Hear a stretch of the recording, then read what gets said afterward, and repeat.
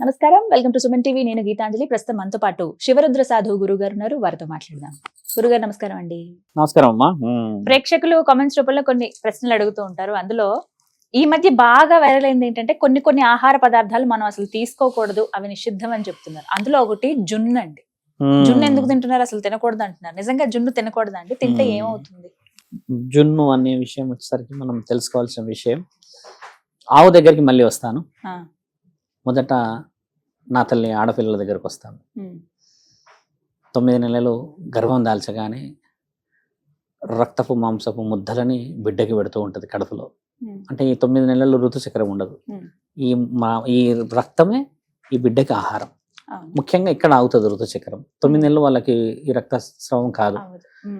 అంటే మలినాలు ముఖ్యంగా అంటే proteins, multi antioxidants, trace elements, bio extracts అన్ని తల్లి రక్తం ఈ బిడ్డకి తింటాడు.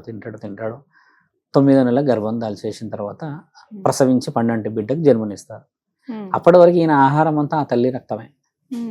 అందుకని తల్లి ఏమంటదంటే నీ శరీరం రక్తపు మాంసపు ముద్దలు అని తల్లి అంటది ఎక్కువ శాతంగా. ఈ తండ్రి అన్నాడు కానీ తల్లి అంటుంటది గొడవ. అప్పుడు ఏమవుతుందంటే అమ్మ, ఈ 9 నెలల్లో ఈమెకి ఋతుచక్రం అనేది ఉండదు కదా. ఉండకపోవడం వల్ల కొన్ని ఎనర్జీస్ క్రియేట్ అవుతాయి బాడీలో. ముర్రుపాలు అంటారు, మీకు తెలుసు. కొన్ని జీడిపాలు అంటారు. అంటే ఈ తల్లి రొమ్ము నుంచి వచ్చే మొదటి పాలు, అంటే ముఖ్యంగా ఈ 15 రోజులు 21 రోజులు వెరీ పవర్ఫుల్ మిల్క్. అది అన్ని రోజుల ఎనర్జీ. అది ఒక్కోసారి పొదిగి పొదిగి పొదిగి పొదిగి పొదిగి బిడ్డకి వెళ్తే బిడ్డకి 3 నెలలకి సంబంధించిన ఎనర్జీ ఆ 21 రోజుల్లో ఇచ్చేస్తుంది. ఇప్పుడు ఆ బిడ్డ ఎనర్జీ అంతా మనం తింటున్నాం. ఆ బిడ్డ ఎనర్జీ తినే హక్కు ఎక్కడ తల్లి నీకు? ఆ జున్ను కూడా ఆ కమ్మని పాలు ఆ గేదె తాగాలి. అక్కడి నుంచి వచ్చిన ఎనర్జీ కండ పట్టాలి, బలం పట్టాలి, సౌష్టవం పౌష్టికంగా రావాలి. అది తినే హక్కు మనకెక్కడదంటే ఆవు, గోవు, గోమాత ఎన్నో శక్తులని మనకి ఇస్తుంది కదా.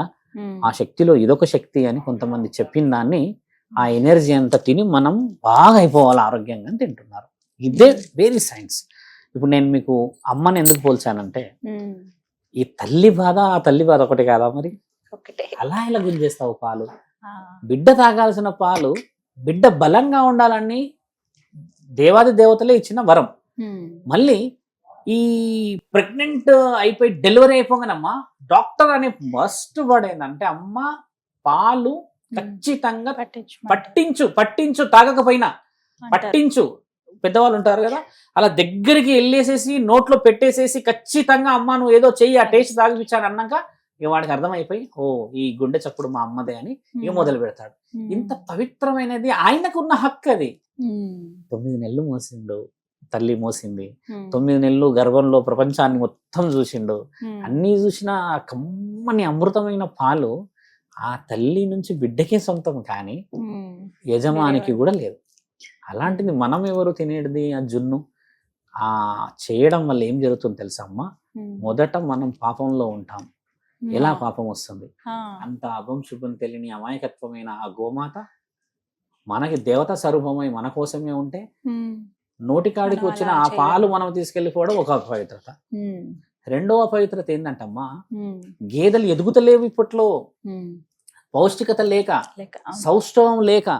9 నెలలు 10 నెలలు అంటే ఆవు 9 నెలలు ఉండదు. ఆల్మోస్ట్ అది 1.5 year 2 years ఉంటుంది దాని టర్మ్. ఆ టర్మ్ మొత్తంలో ఎంత ఎనర్జీ గ్యాదర్ చేస్తుంది కదా. ఆ ఎనర్జీ అంతా బిడ్డకు కదా అమ్మ కావాల్సింది. అయితే కొంతమంది మహానుభావులు తెలివి ఉపయోగించారు ఏంటంటే ఆ ఎనర్జీ అంతా మనకు కావాలి అని ఉపయోగించారు. వచ్చిందా మరి? అలా తిన్న వాళ్ళందరూ బాహుబలిలో ఉన్నంత కండలు వచ్చాయా? ఎవరికి రాలేదుగా. జున్నుకి ఇంతే వస్తుందమ్మా. దాంట్లో కల్పితము 90% ఉంది. ఒక పాలు, ఒక తల్లి గోమాత నుంచి వచ్చిన ఆ పొదుగులో ఎన్ని లీటర్లు ఇవ్వగలుగుతుందమ్మా? ఒక్క పొదుగు నెల రోజులు ఇస్తుందని తీసుకొస్తున్నారు మనోళ్ళు. కుండలు పట్టుకొస్తున్నారు. కల్పితం. 3 రోజులు 4 రోజులు ఆ బిడ్డకి, నెల రోజులు వచ్చిన ఆ బిడ్డకే కదా అది.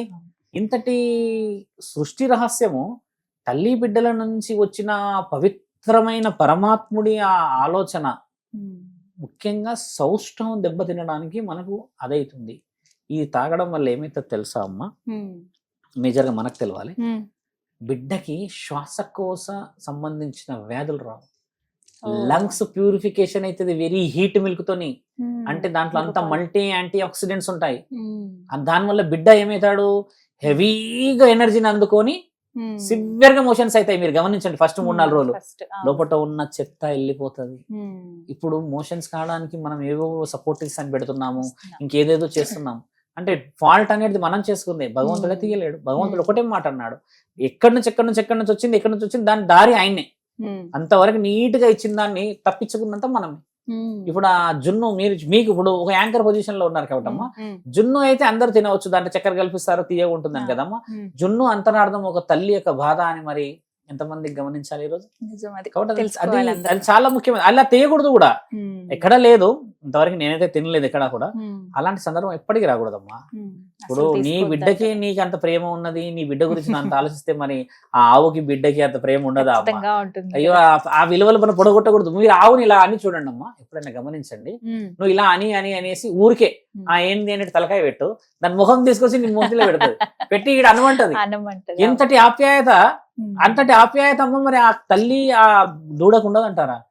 మానవ శరీరానికి మనకి అంత ముద్దుగా ఉంటాయి ఆ ఏర్పాటు ఎలా ఉంటాయి, చిన్న దూడలు ఎలా ఉంటాయి చూసారమ్మా. అది నువ్వు పడుకుంటే నీ భుజం మీద కూర్చుంటాయి, నువ్వు ఎటు తీసుకుపోతే నీ ఏనికి వస్తాయి. అంటే సర్వస్వం నీవే అయితే దాన్ని తింటూ ఉన్నావు. జొన్న తినకూడదు, అది నాకు తెలిసి పాపం. అది జొన్న తినడం అంటే ఒక విధంగా పిండం తిన్నట్టే. అంటే ఆలోచించండి మీరు, తప్పు కదా. ధర్మాన్ని కాపాడాలి మనందరం. సాధువులని, సంతులని, పురోహితులని, అఘోరాలని, నాగసాధులు అడిగి తెలుసుకోవాలి అంతరార్థం. ఏదో చెప్పారు కదా, ఏదో తినేసాం కదా అని చెప్పేసి తినేసి అయిపోతుందమ్మా. మెంతం కూర, సోయి కూర తిన్నా పుణ్యమే. ఎందుకు తినము అవి? క్యారెట్ తినమంటారు, మరి ఎందుకు తినము అవి? బీట్రూట్ అంటారు, ఎందుకు తినమన్నావు అవి? అవి తినకూడదు అని చెప్పేసి ఎవరు చెప్పారు? మనకి రుచి అనేది ఏది ఉంటుందో అదే తింటాం మనం. మన వాళ్ళని చెయ్యమని చెప్పండి, ఆ బోటి మంచిగా చాలాసేపు ఫ్రై చేస్తారు. అలా చేయకూడదు. ధర్మం కాపాడాలి తల్లి. ఆవుని ఇబ్బంది పెట్టకండి మా అమ్మ. చక్కగా వచ్చారు గురుగారు. నమస్కారం. నమస్కారం తల్లి.